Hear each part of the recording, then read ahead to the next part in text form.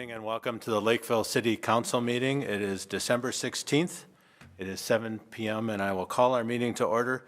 Please rise if you're able for a moment of silence and the Pledge of Allegiance.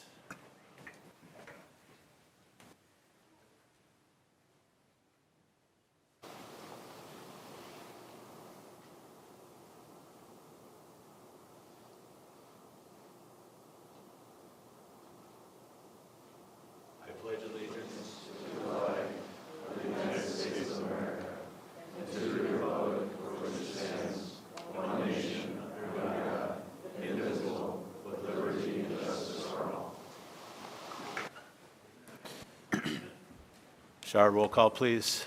Volk, Anderson, Here. Wheeler, Hellier, Here. Lee. Here. Thank you very much. We'll go to citizen comments. This is an opportunity for our residents and business owners to share with us any questions, comments you might have for us as city council, as well as for city staff. If you have a comment, when I call, please raise your hand. When you come forward, please speak directly into the microphone and state your name and address at the start of your comments. We allow up to 3 minutes for comments. Is there anyone this evening that has a citizen comment? Seeing none, we will move on to item number 4, additional agenda information. Mr. Miller, anything for this evening? Nothing tonight, Mayor. Thank you. So we'll move to presentations. Our first presentation is introduction of our fire department rookies, and Chief Meyer is here, coming to the podium, and we will let you do the introductions. Good evening, Mayor, council members.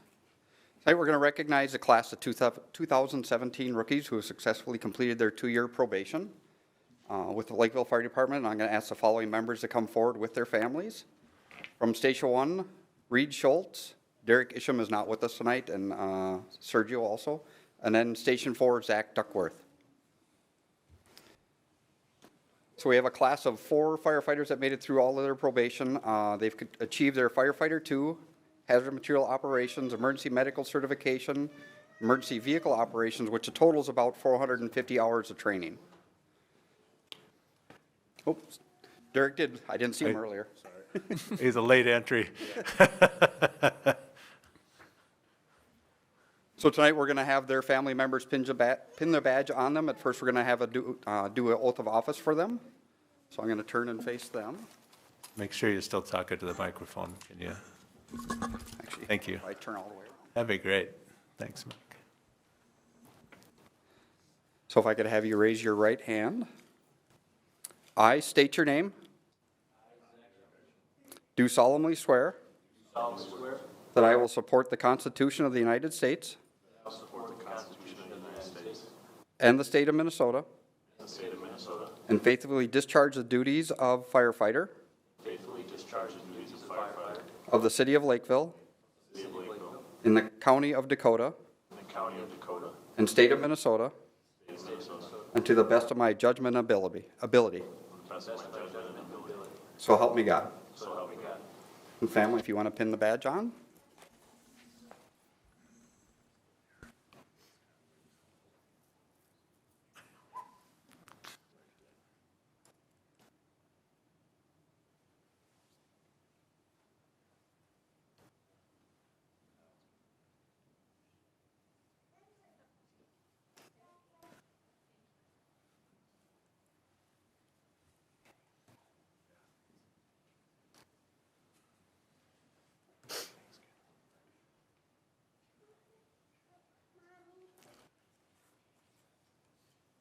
Congratulations.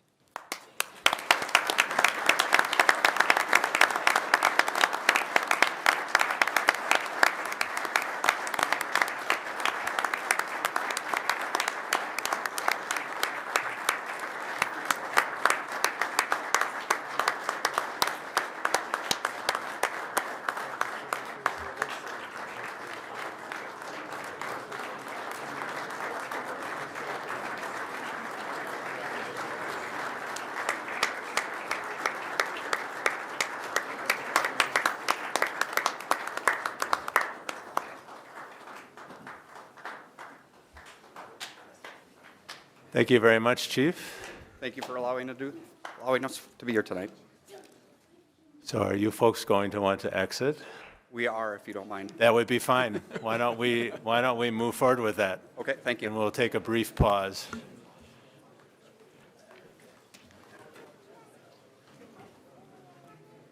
Thank you all for your service to our city.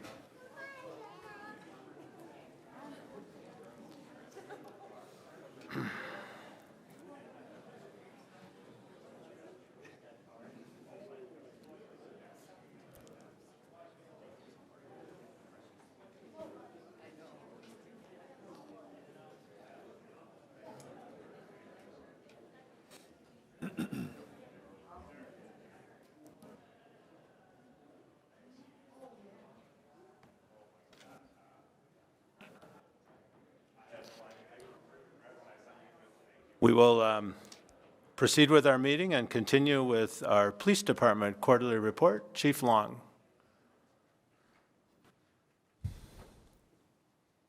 Good evening. Good evening, Mayor, members of the council. Before I get started on the quarterly report, I would like to invite former council member LeBeau to the front. We are very fortunate in Lakeville. Colleen has been very generous to the police department and is a very good friend of the police department and is on the Lakeville Public Safety Foundation. Recently, she was aware of some equipment that we felt we needed that we did not have. And with all the recent deaths of police officers you've seen in the news and injuries, it makes it even that much more important. But I'm going to let her talk a little bit about a donation she's making, and I want to thank her for doing so.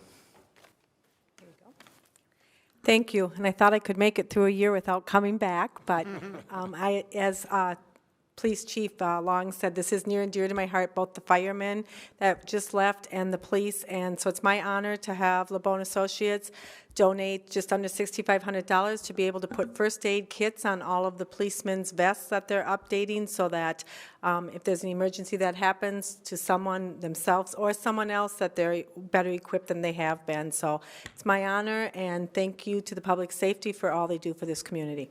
Thank you, Chief. Thank you very much.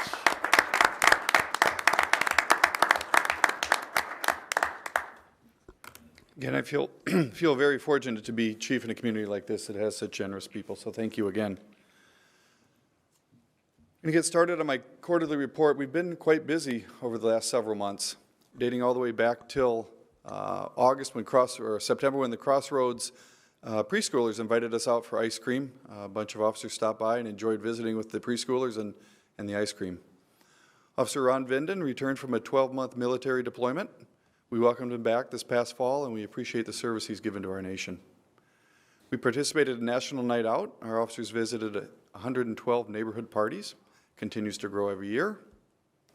And Lieutenant Punchakar was a guest speaker at the Lakeville Heritage Center, where we discussed calling 911, home security, drug disposal, and scams targeting senior citizens. Detective Kelly Coughlin was named the 2019 Public Safety Foundation Officer of the Year. She was presented the award at the annual Police and Fire Ball. She was also named the 2019 Sex Crimes Investigator of the Year by the Minnesota organization that gives out that award. Our active shooter team conducted its annual active shooter presentation for all new Lakeville area school staff. The training included presentations, tabletop discussions, and active shooter scenarios. As many know, we provided security for Vice President Mike Pence's visit in October, and we collected just under 90 pounds of unused, expired, or unwanted medications during our October Drug Take-Back Day. I would like to remind everybody that is either in the audience or watching that we do have a drug drop box at the Lakeville Police Department. You can drop all unused or unneeded medications in that box. Been doing quite a bit of training. We did our biannual medical training, which includes first aid and CPR. Alina puts that on for us. We were required by the Minnesota Post Board to participate in emergency vehicle operation course. We sent 9 officers through this year. We cycled everybody through. They're required to attend at least once every 5 years. And then 3 of our newest officers attended a report writing for law enforcement training, which, as most of you know, that's one of the most important things that we do. Post Board is increasing the mandatory training that we must do. We now have an online portal in which we can satisfy some of those where officers can do it right online. We practice our handgun shooting, rifle shooting, and tactical combat medical care scenarios. And that is a little bit about what we talked about before, is how do we rescue our officers if they're injured without getting hurt?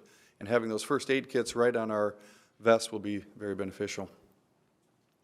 Our crime scene unit attended some training by the International Association of Identification. It's a long name, but basically what they do is keep us up to date on the most current trends on how to identify fingerprints, shoe prints, things of that sort.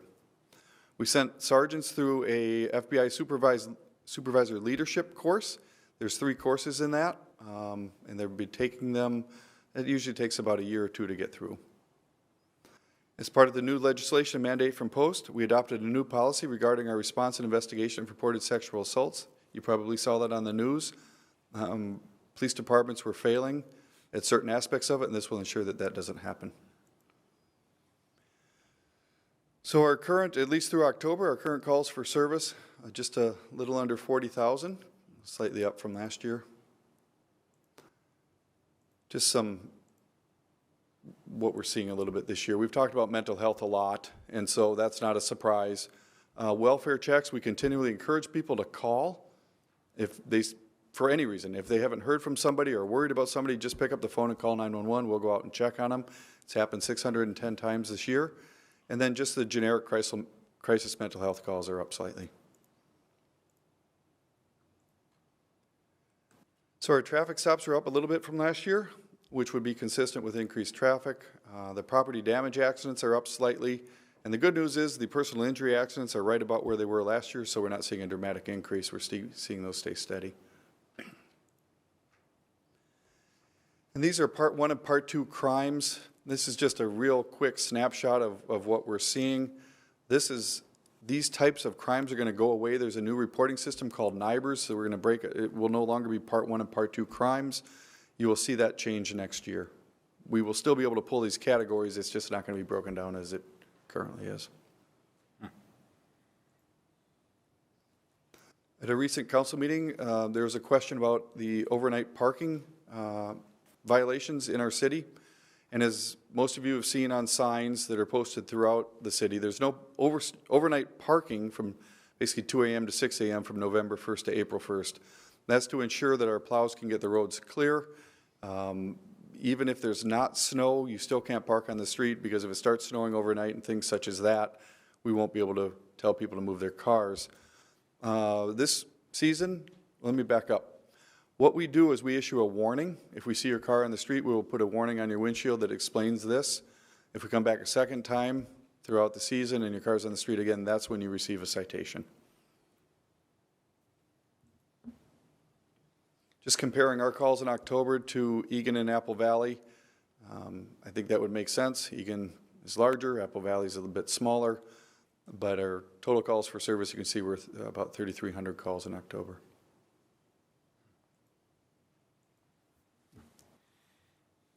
This is always an interesting stat. This is from the Dakota County Communications Center. This is the number of calls that they have dispatched year to date. Again, I showed that number a little bit earlier. Some of the things we have coming up, our investigations area is working to develop a fraud prevention videos for social media that we can put out there. It was something that came up at one of the last council meetings that we talked about, or the last quarterly report. We're going to be implementing something called Narcan. Many of you are familiar with that. Narcan can reverse the effects of an opioid overdose. So if somebody's overdosed, we will be able to give them Narcan and reverse the effects of that overdose. Right now, the paramedics carry it, but in many communities, police officers are carrying it, and we hope to start that towards the beginning of 2020. We'll have our annual defensive tactics training. That is where we learn defensive moves to protect ourselves from any fights, attacks, etc. And we will have a Citizens Academy coming up. We're reinstating this after a number of years of not having it. We're really excited about it. We're going to limit it the first time through. It'll go run January through March or April. It'll be one night a week. But we're really excited about it. We'll give the community a chance to get in and see what we actually do. And so it'll be a lot of fun. If you have any interest in it, we will post information on our website. This first session is going to be just a trial run and limited to 15 people that will come from a variety of organizations in the community. And finally, tomorrow night is something called Santa in Blue, and this is where, when we have contact with a child that has had a traumatic situation or a bad situation, either at home or from the police or whatever it might be, we invite them back in and give them presents, so they will see a different side of the police department, a different side of police officers, and hopefully have a better contact. And Target is actually sponsoring some of that this year, along with the Lakeville Public Safety Foundation. And finally, cops and coats. We collect gently used or new coats that we will donate to the Lewis House for people that might not have them. And I'll end it just with our mission statement. We think that's important for everyone to read, and I will stand for any questions. Thank you very much, Chief. Comments, questions, council? I have two things. One is, I think it'd be helpful if you could give a little more information on the Citizens Academy. Sure. And I know when that used to exist and kind of what they do, and so if you wanted to talk just a little bit more about that. So why don't you do that, and then I have another comment. Yeah, the Citizens Academy is something that will allow us to talk to the people that attend, in which they'll learn why we do the things we do. They'll learn about, I mentioned defensive tactics, when we are using force, when we're not, and why we would use it.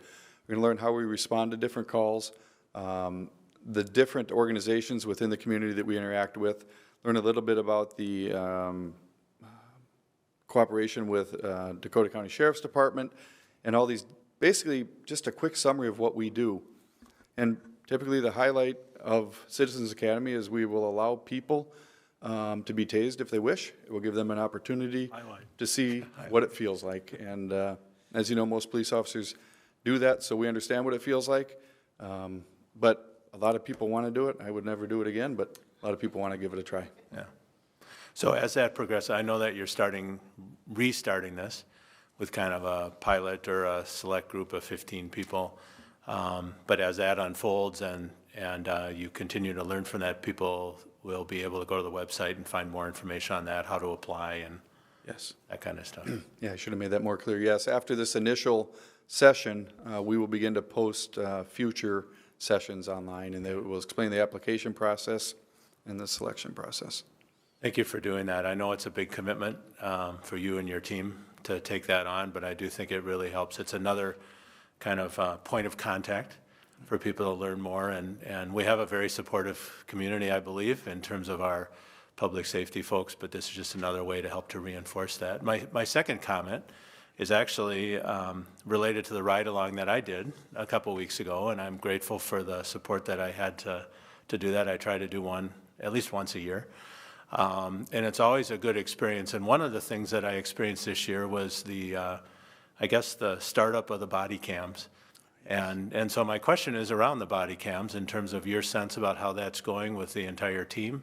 And I had an education in terms of how that works on the evening that I was out, and just share a little bit about how that's going, and we're excited to have those. Yeah, thank you. The body cam rollout has gone very smoothly. We're very excited. There's been very few glitches. The officers are happy to have them. We've gotten very little feedback from the community, positive or negative, which I guess is a good thing. But it's gone very well. Like I said, the concern was obviously how will the community accept them, and that's why we held the 25-plus community meetings to make sure that people were aware of it and had input on the policy. But to this point, it's gone very smoothly. I'd like to thank our IT department, who's done just a great job in rolling it out for us and making everything work. And right now, we're also in the process of installing the new squad cams that will interact with the body cam, so we'll actually have two different angles going at once. So it's gone very well. Yeah, great. Thank you very much, Chief. Thank you. Thanks for your report. Yep. We'll move on to our consent agenda. These are matters we continue that we that are more routine in terms of the business of the city. Mr. Miller, anything you'd like to highlight?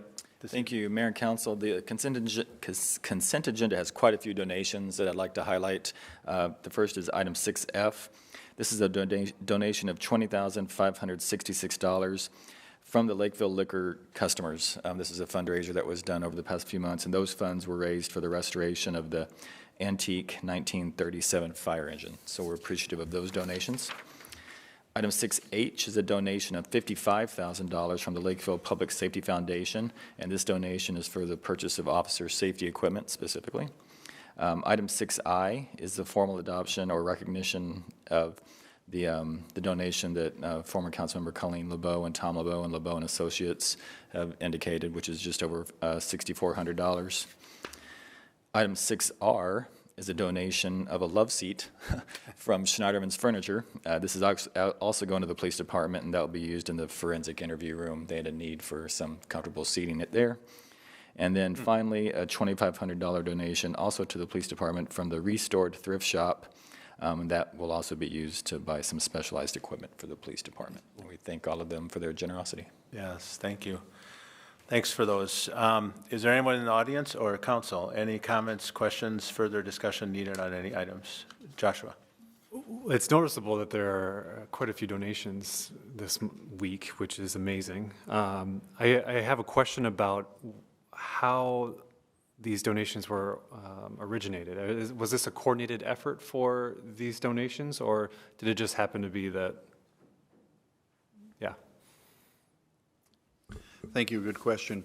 The donation request originally went to the Lakeville Public Safety Foundation, but due to the high cost, as you've seen, they asked that other community organizations be looked at that may be interested in donating towards this equipment that we're purchasing. Shannon Corlett from the foundation actually reached out to a few different people, as did one of our chaplains that had some contacts with people. But that's how they came about. We often have people that want to donate, but we don't have anything to donate to. And they don't often want to just give a generic donation that's just going to go into the general fund. So that's really where these generated from. And then, of course, the liquor store campaign in terms of supporting the antique fire engine was certainly coordinated and planned for. So then just one quick follow-up to that. Have we met the goal for the safety equipment in terms of what we need for those? About 95% we have, yes. We are looking for a few more pieces to outfit the rest of our department, but things that will easily fall within the budget. Great, thank you. Okay, thank you. Any other comments, questions regarding consent agenda items? Otherwise, I'll take a motion to approve the consent agenda. So moved. Second. There's a motion and a second. Any further discussion? We can do this by voice vote. All in favor, please say aye. Aye. Opposed? The motion carries. We'll move on to item number 7, City Administrator Performance Evaluation Summary, and Councilmember Hellier will be speaking on this matter. Yep. Thank you, Mayor. So the Personnel Committee, which consists of myself and the mayor, last week gave a performance evaluation for the City Administrator, Justin Miller, and tonight the full council, or 4 of us, met to talk to Justin about that. The performance evaluation was completed, as I mentioned, by the mayor and the council. Mr. Miller's direct reports were also asked to complete a modified performance evaluation form. This modified 360 approach provided the city and council, or the mayor and council, with multiple viewpoints for Mr. Miller's review and provided a balanced picture of his performance. Many factors were reviewed, including his engagement, understanding of department operations, leadership, presence in the community, communications with the council, public, and the employees. We find Mr. Miller's performance continues to be consistently above the council's expectations. The City Council completed an annual performance evaluation for the City Administrator tonight, as I mentioned, in a closed session. Per the City Administrator's employment agreement, the City Council will review compensation on an annual basis. And we have a motion related to that after discussion. Okay, thank you. Any discussion at this time? I will add a comment. We did have a closed meeting prior to this meeting this evening, and Councilmember Volk was on the phone with us for that closed meeting. And we had some good discussion, and she wanted to pass on her support for this motion, and also specifically make mention that she really appreciated Justin's leadership, and in particular his calmness and respect of her questions and comments as a new council member this year. So I wanted to pass that on, and I will put into the record that I spoke with Councilmember Wheeler as well today. He was unfortunately not able to be here this evening, and he was also supportive of this approach. Any further comments or discussion at this time? None for me. Otherwise, we can have the motion.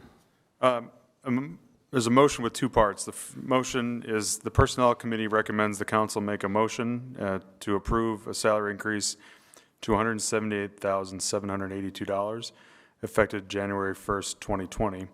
And including a provision, the committee also recommends to approve a salary increase to $182,465.85, effective 30 days from receiving official notification of receiving a salary cap waiver from Minnesota Management and Budget. Second that motion. Okay, there's a motion and a second. Further discussion. Councilmember Hellier, could you please? Yeah, just to clarify the reason for two, the state of Minnesota has a salary cap for city managers.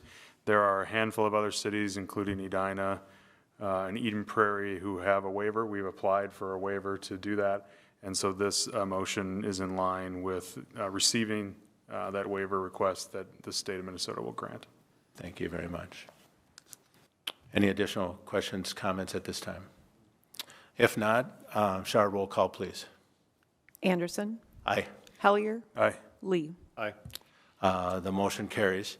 I will just take a point of privilege to say thank you to Mr. Miller. We, as mayor, I have the privilege to have, I think, a little more time with you individually on a weekly basis, and I appreciate your professionalism and also how you lead our city. And I know that being the city administrator of a 65,000 population city comes with a number of challenges and opportunities. And so we are grateful for your, I'm very grateful for your commitment here and want to say thank you. Sure.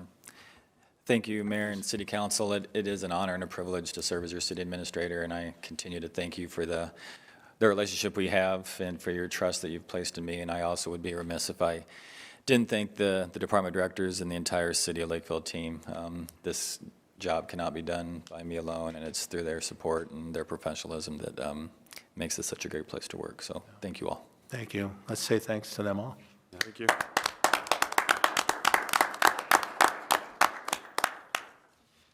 Thank you very much. Next on our agenda, unfinished business and new business for council discussion only. Council, any matters for this evening? Seeing none, we'll go to announcements. Mr. Miller, any announcements? Nothing tonight, Mayor.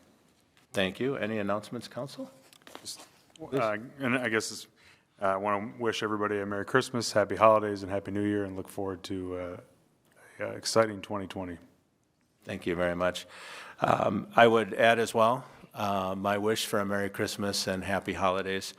And may this season be a great time to get together with family and friends and to celebrate time together. I will announce that our next regular council meeting actually will be next year on Monday night, January 6th. And we will start with new times as we move into the new year, and our regular meetings as well as our work sessions will all start at 6:30 p.m. So our next meeting will be January 6th. Is there a motion to adjourn? So moved. Second. All in favor, please say aye. Aye. Opposed? We are adjourned.